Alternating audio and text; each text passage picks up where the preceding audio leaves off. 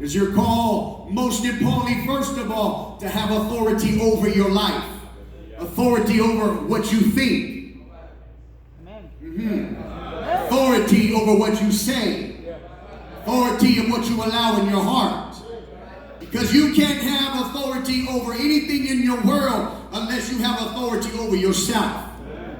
And until you govern yourself and have authority over yourself, then God says, then I've given you the power to take authority in that position for you to lead. Hallelujah. Somebody say, praise the Lord. Praise the Lord. And so in this and in covering and being allowed the privilege to talk to or preach at different meetings and places. About a few months ago, we were in Nevada and preaching at a men's district conference.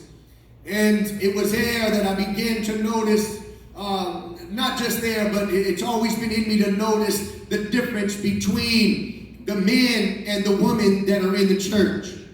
And one of the things I realized is that when we have functions within the church, many times, if you were to notice, women always, majority of the time in churches, outnumber the men. Sometimes 2 to 3 times over. Not too long ago, a couple months ago, in May, I believe it was, we had a women's conference.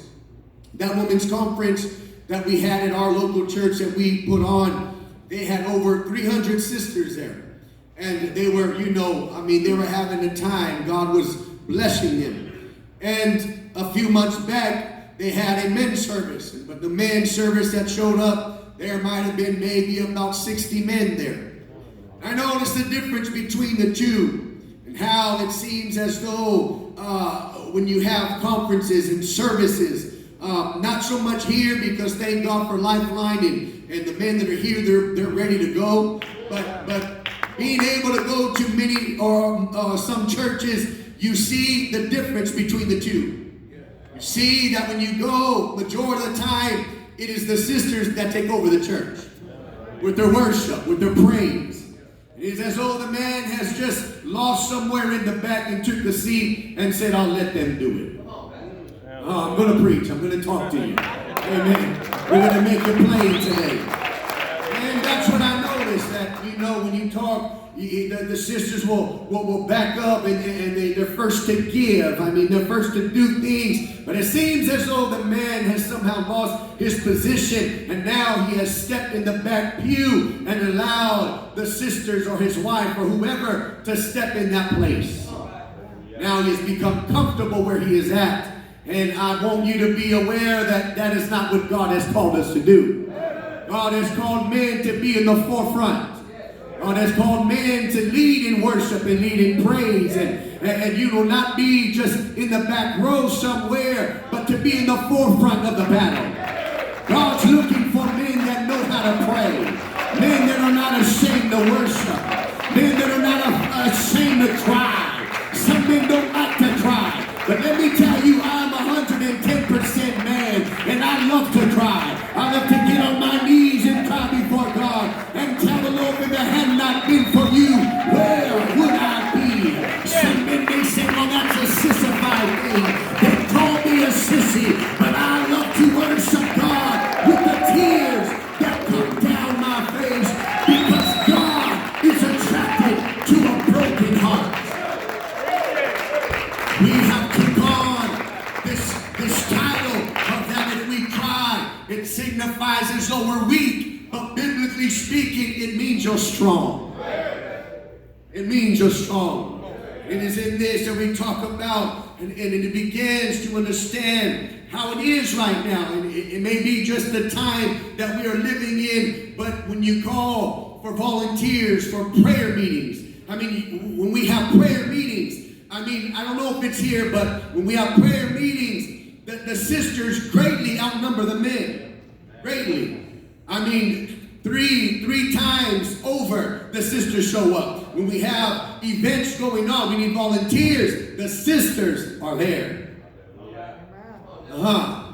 And it just seems as though the men has just kind of went in the shadows somewhere, and now they're allowing them, the sisters, to be in that place. and we get comfortable back here. Let me show you why one of the biggest reasons why this is an effect and why it's important. Because right now, statistically looking, if a woman gets saved and God converts her, is there 17% of a chance that God will save the rest of her family? There's a 17% chance that if a woman gets saved, that God will save her family. But it is said that if a man is converted and gets saved, it is over 90% of a chance that God will save the whole family. Why is that? Because the position of the man. The man's position has a great effect on the family. Why do you think Hal has homes that are fatherless? That the powers of the enemy are after the man. I need you to understand this right now. That hell is after the man. Because if he pulls the man out from the home, he gets the wife, he gets the children, he gets the grandchildren. And so I want you to know that you are in a battle right now. That hell is after you. He wants you to sit in the back row. He wants you to have your hands down. He don't want you to be a part of service. He wants you to get comfortable. He wants you to get lazy. But I come to tell you that the powers of hell are alive. The devil is alive. You cannot get him back there somewhere. But you must stand in the place that God has called you to be. Clap your hands and shout praise the Lord. Amen. I believe this. That the home and that men are being attacked right now. In a great way. I see it everywhere. That men are being attacked by the powers of the enemy. That they are under attack. And there is a reason why. Because biblically speaking, even the powers of hell know the authority of the man. And they know if I get the man, I can get everybody. If I get the man, I'll get the whole household. And so that is why there is such a struggle with the men. You gotta pump up the men to volunteer and get involved and do things and do this and do that. And you got to pray and you got to worship, and it seems as though you got to do a little bit more effort with the men. You got to push them and try to motivate them even more. And I believe it is the power of the enemy that is working against the men. When you begin to study, when Jesus first came, there was many disciples, but when he came, he chose 12 strong men. Later on in scripture, we see that the woman came in, but I just want to share just that little piece, that when the Lord came, he chose 12 strong men. Because he knew that the authority and the power would be laid upon these men. And through these men, they would preach the gospel of Jesus Christ. Through these men, they would change the world. He could have did it any other way, but he chose the first 12 were strong, 12 strong men to preach and to tell the goodness of the Lord. And that's what we must understand, because it is aware of fact that if you have strong men in the church, that the whole church is strong. If you got praying men, the church will be a praying church.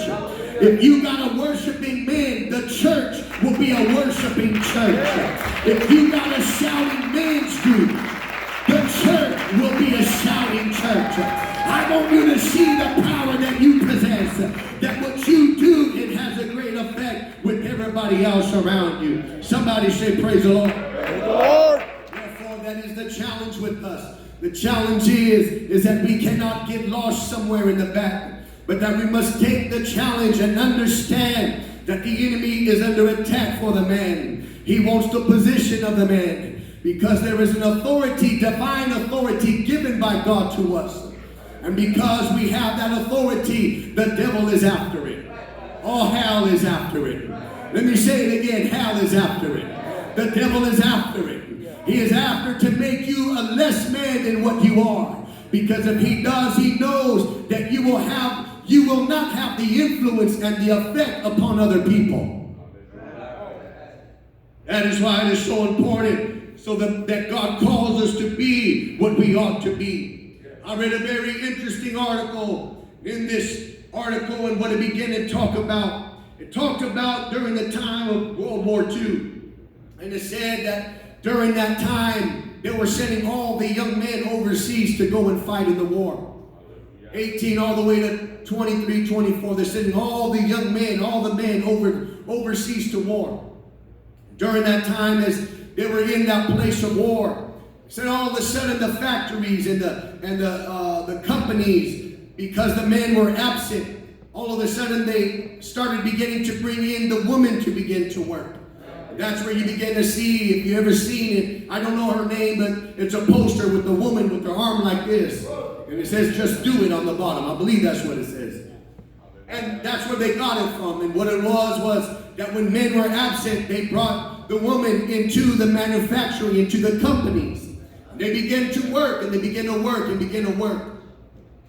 And it said that when the men came back, and all of a sudden, when they came back and they realized and they went to their jobs and they seen that now that there was women working, it seemed that something happened with the men. It was as though they lost their identity. They lost their position. They didn't know. It wasn't simple no more. How many know men are more on the simple side? We want it basic. We want it plain. See, gone are the days when men used to just, we knew what we ought to do. We went to work, we worked hard, we came home, and then the wife cooked, and then we sat down and everybody ate together. Those days are gone. Now the wife is working. Now sometimes she has a better job than the man. And so now we deal with, when we come in, she's working and sometimes making more money. So how do you deal with this? This is what it was talking about. It was saying the men did not know how to place themselves. And many men were losing their connection. They were losing grip because it wasn't simple no more. Things became complicated. Now they were both working, and it wasn't just themselves. And one of the things it said was that they began to feel less dependent upon. Whenever a man begins to feel less dependent upon, then he shuts down and he closes himself up. That's how we function. When we go through tests and trials, we don't go around and tell everybody. Not like sisters. I don't know, maybe there's some men that do, amen, I don't know. But most times when I go through a testing and through a trial, I don't go tell nobody. I go before the Lord and I go myself into a cave, and it's just me and the Lord, and I'm saying, help me, Jesus. And I'm calling out unto the Lord. We function different than that. We like to isolate and disconnect and go and hide ourselves and get away from everything else because we function differently than that. We are two different characters. And so it is saying that when they seen this and they understood that the women were now working, they had lost that identity. They had lost that position. And it seemed from that day all the way on, it seems as though it just filtered and filtered and filtered. And it seemed like even now, perhaps, that must be why we are where we are. I want you to notice the ugliness of the powers of hell, of what it is out to do. Now, I'm going to share with you an extreme case of it. But I want you to see that nonetheless, that the powers of the enemy are out to take your position. They're out to take what you're called to do. One of the greatest and one of the most, not greatest, but to me, it was unmanageable, and it's not far from here. I believe it's right on the other side of the hill, whichever way Hollywood is. But if there is anything, any TV show that is sent straight from the pit of hell, it has to be that TV show, The Kardashians. I don't know if you know it or not, but I just heard about it, and I seen it one time just to see. But it is a form of what they represent, what a family should be. And I don't know if you know anything about it, but their father, whoever he was, I don't know his name, was the dad. All of a sudden, something started happening with him. He started losing his position, started losing his identity. I'm sharing with you an extreme case, but I want you to see what the powers of hell are trying to do. They're trying to remove the position identity of the man. All of a sudden, they said that he wanted, all of a sudden, wasn't happy being a man no more. He wanted to change and wanted to wear dresses and put on high heels and walk around and be like his wife and his daughters and all these other things. And all of a sudden they had some award show and they honored this person. They honored this person with such great achievement because what they said was that it was such a bold statement and it was such a honor of what this person and how he lived and what he represented. When they honored him with this award, all of a sudden they announced his name and he came out. But when he came out as a she. And he or she, whatever he is, walked out with the long dress and heels. And I seen that, a picture of that. You can tell he's a man. But I see nothing but the powers of the enemy that have went and distorted what the function of a family should be and the position of what a man should be. And that distorted, that is the powers of hell, of wanting to disturb and destroy what a man is called to be. Do you not understand that the world views that and it sees that and it is taken away from the man's position as though a man is no longer accounted for, as though it doesn't mean nothing no more if he's not there. But I'm here to tell you that that is a lie, that the man is needed in the house, that the man is needed in the church, that God needs great mighty men to stand up, great mighty men to be men of valor, men that know how to call on God. This is a time in the day that we are living in when the powers of the enemy want men to become passive. Somebody say passive. Say it again, say passive. They want men to become passive, sit back in the corner and just let everybody else do the work. They let everyone else do what they're supposed to do, but not the man. But this is not the divine order by God. God has placed divine order upon every man, and he wants you to take that place. Your place, you must understand, is to be a spiritual leader. You got to be a spiritual leader. You got to lead yourself. The first principle that God talked about in Genesis was that man would have dominion and authority over everything and over himself. And I want to relate that message with you, because let me repeat it again. You cannot have dominion and authority over anything else unless you must first have dominion over yourself. You must rule yourself. You must rule what comes in your mind. You must rule what comes out of your mouth. You must rule what comes in your heart. You must rule and have authority over yourself. Because when you have authority over yourself, then you can govern and have authority in other areas of your life. Somebody say, praise the Lord. Praise the Lord. And God cannot have us to have and be out of order, but we must take a spiritual stand, a spiritual place in the things of God, and have dominion over our very life. That is very key and very important. To have dominion and authority over you, you must rule yourself.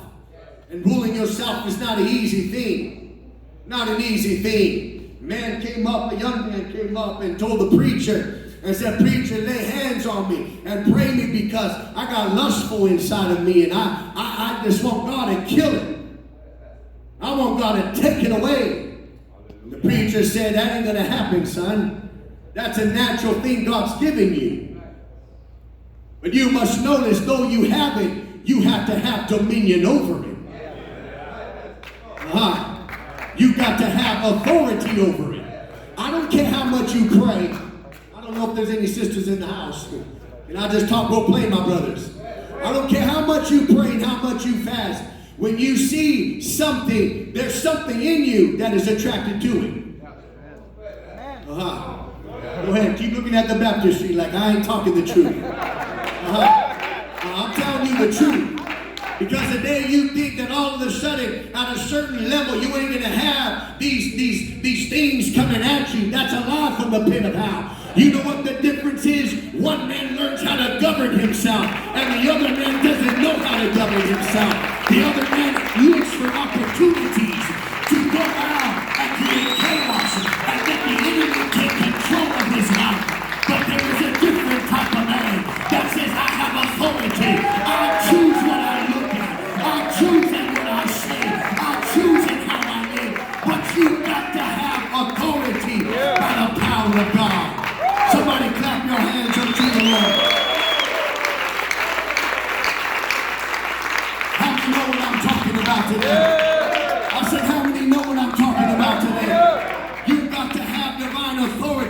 and govern of yourself. You cannot be somebody who is just tossed every which way by the powers of the enemy.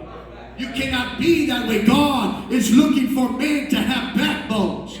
God is looking for men that know how to pray. God is looking for men that know how to stand. God is looking for men that know how to worship.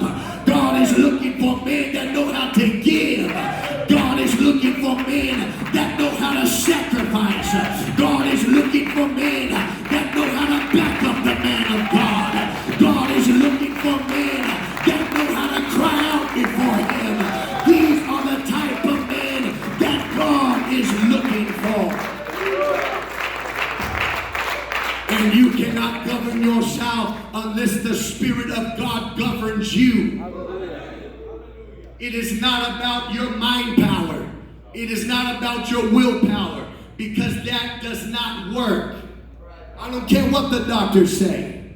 I don't care what they tell you to do. Mind power, willpower does not work. Man, by his nature, is sinful. David said, "Purge me, O God.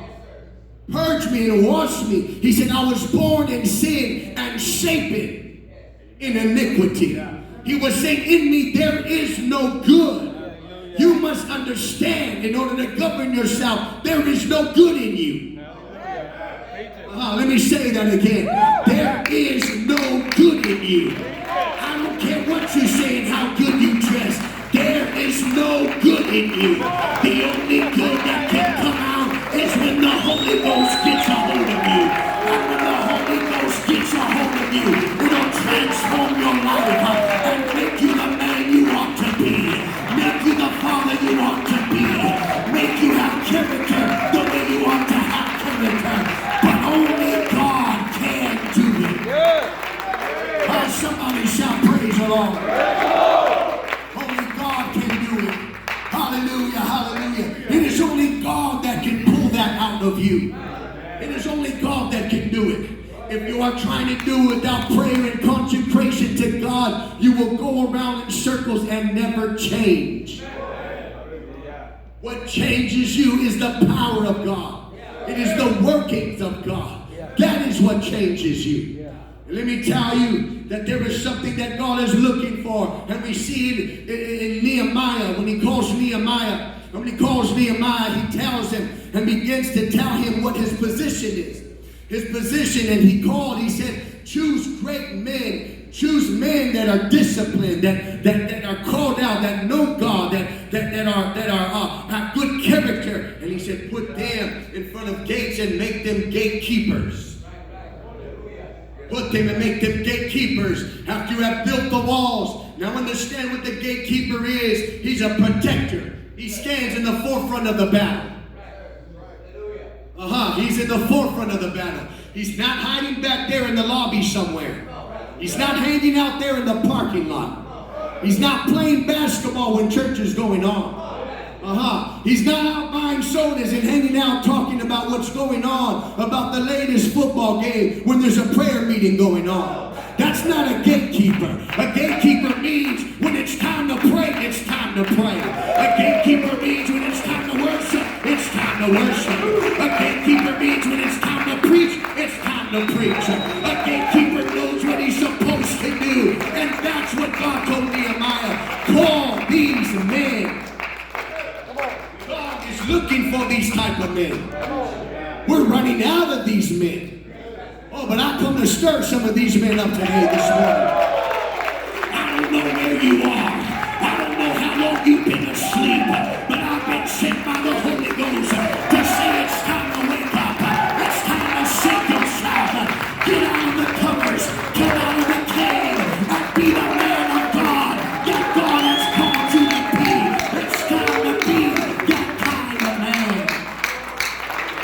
Somebody shout hallelujah. Hallelujah. I feel like God's waking up a man. I feel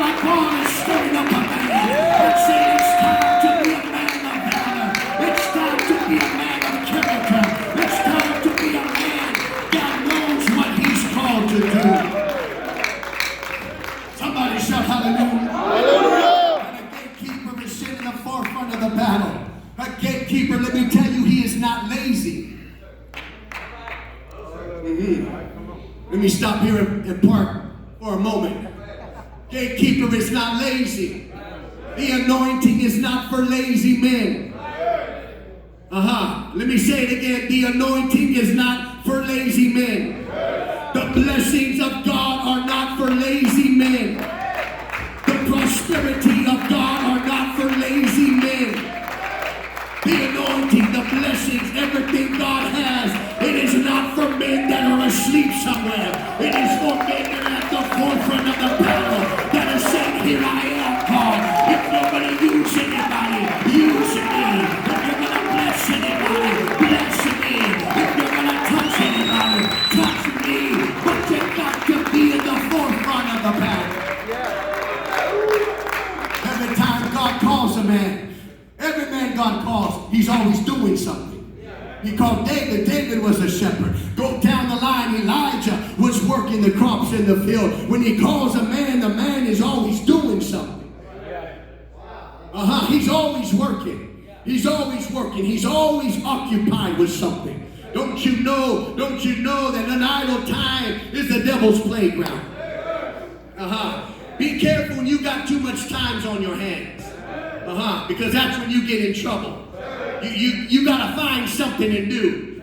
Get involved in the church ministry. Go minister to somebody. But don't just sit around and do nothing, because the devil is knocking on your door. You got to make up your mind. You got to take your position and say, I will not be pushed around. I will not be handled by the enemy. But I will stand and be the man of God that God has called me to be.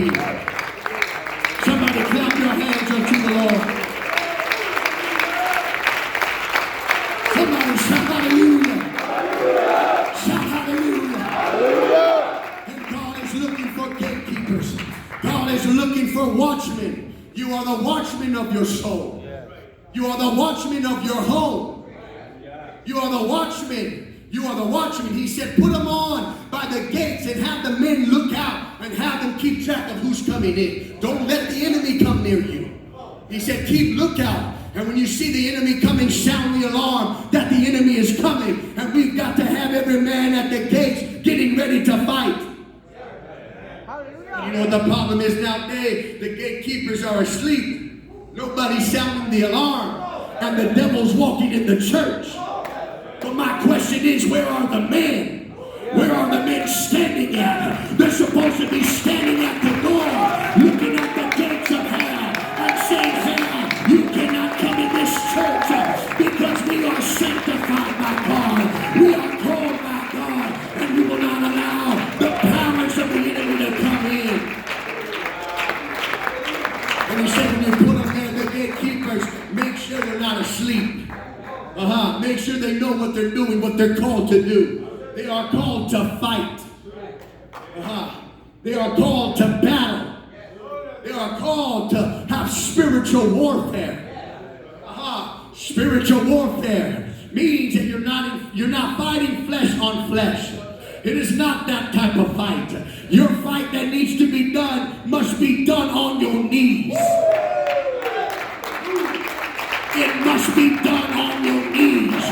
Your brother is not the problem. It's the spirit that is working in him. But you're not going to conquer that spirit with your hands. You're going to conquer it on your knees and say it's not by power, not by might, but by your spirit. By your spirit, saith the Lord. That is how you're going to win the battle. Somebody shout hallelujah. He's looking for watchmen. He's looking for men that can take the responsibility. Because this is a responsibility. It don't take nobody to drink a 40 and smoke a cigarette. It don't take nobody to commit adultery and fornication. It don't take nobody. It don't take nobody to leave their home. It don't take nobody to run around the streets, but it takes somebody to serve God. And if you're here, let me tell you, you're in the right place. You're in a positive place right now. Because at least you're saying, my steps are in the right place. My ways are in the right place. Just being here right now. Somebody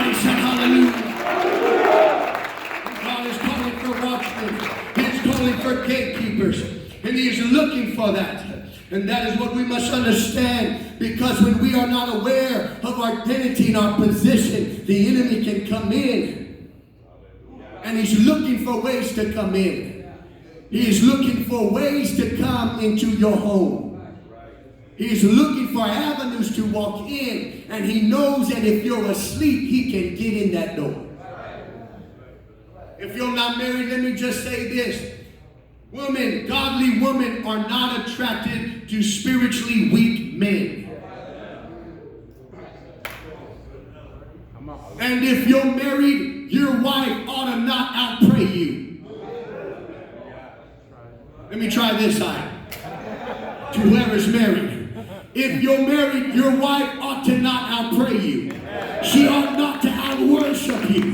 You ought to lead by example to your children, to your wife, and say, I'm a man of God. And when you look at me, I represent the God that I live for. And so I lift my hands so that you can lift your hands. But God needs a man of an example. Somebody shout hallelujah. Walking and looking at a way to come in. And one of the gatekeepers we've seen, it is Samson. Samson was a gatekeeper. He was a watchman. He was a fighter of the God's people. What happened was he lost his attention. He lost his focus. He went asleep. He got lazy. He got unaware of what was going on. You know the story. For the life of me, I don't understand why he would lay in the lap of a woman after she's trying to get where his power lies. And I could see one time, Samson, you telling her and realizing what's going on and then correcting it. But he doesn't do that. Over and over and over he did. He does that and does it and does it. And that's the way it is sometimes. Keep doing things over and over and over again. But I'm here to tell you, it's a plan and a setup by the enemy. You've got to break the powers of the enemy. You've got to break the hand of the enemy. You can't get caught doing what you're doing. You've got to get right now. Whatever it may be, you've got to get right now. You've got to cut it off and say enough is enough. I've got to live like God wants me to live. Over and over, Samson laid in the lap of that woman. And she would stroke his hair and tell me, where does your strength lie? Tell me. And he would keep telling her over and over. But he continued to lay in that spot. Let me tell you something. When you choose to lay somewhere, it may not be uncovered in one day or in 1 year. But eventually it will be uncovered. Eventually it will be uncovered. And they continued to do that same thing. But the Bible said that finally, when the time came, and all of a sudden they got the gatekeeper, they got the anointed one, they got the one that was called to be in a place to stand in the forefront. The first thing they did was pluck out his eyes. Do you know that the thing we're losing today with men is the lack of vision? I'm not talking about your natural eyesight. I'm talking about the vision of God, what God has for you. Men don't see it no more. They just think I'm just here. It's just another day. I'm just who I am. I'm not going to change. Let me tell you, the devil has robbed you of your vision.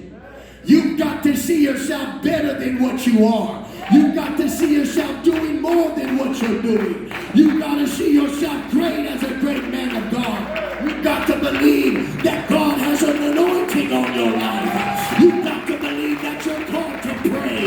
You've got to believe that you're called to have an effective ministry. But you've got to have a vision for your life. Somebody shout hallelujah. You cannot lose your vision. They plucked out Samson's eyes, and now he's walking around blind. He doesn't know where he's at. Now I wonder how many men in that place, you no longer know where you're at. You no longer know your spiritual condition. You no longer know where you are spiritually. You have lost your vision. You have lost what God has for you. You don't know what God has for you. You wander around aimlessly, not knowing. But I believe that all men have to be men with vision. You got to have vision. One young man came and I talked to him in my office, and he began to tell me what he was facing, what he was going through. And the only thing I can tell him, what you're going through is a strong thing. And I'll tell you one thing, it ain't going to be easy. But I'm telling you, you're going to have to fight with everything that you have. You're going to have to give it all that you got. You're going to have to fight with both hands. You're going to have to give it everything you got if you want to win this battle. And that's what some people need to understand. You cannot fight with just one hand. It's going to take everything that you got. Can I make it real plain? You can't afford to miss church. You can't afford to miss prayer meeting. You can't afford to miss giving to God. You got to give God everything that you got. Because if you don't do it, hell is going to get the upper hand. You got to give it all that you got. Somebody shout hallelujah. And I told him the victory is yours. But I told you, this is what you got to do. When you go into prayer, you got to pray with vision. Hallelujah. Hallelujah. I don't want to talk ministries, but has anybody here ever prayed with vision? Do you pray with vision? In other words, you're broken before God, but you say, God, lead me to see what you want me to see. Because everything comes out of a vision. Everything comes through a vision. When God calls a man, he puts a vision, a dream inside of his soul. And too many men are walking around empty. Because hell has took the vision from them. Hell has took what they used to dream about, what they wanted to become, who they wanted to be in God. He has stripped them of them. And now they just wander around aimlessly, wall to wall, not knowing where they're going. But I'm telling you right now that it's time to wake up. It's time to stir yourself. It's time to be filled with the power of the Holy Ghost. It's not time to take a back seat. It's not time just to sleep somewhere. But you got to make up your mind today. Today. Somebody shout today. Somebody shout today. Today you got to wake up. Today you got to stir yourself. Today you got to be the man of God. You can't wait till tomorrow. You got to do it now. You got to be a man of prayer. You got to be a worshiping man. You got to do this right now. Now. Oh, come on and give God some praise. I feel like God is stirring somebody up. I feel like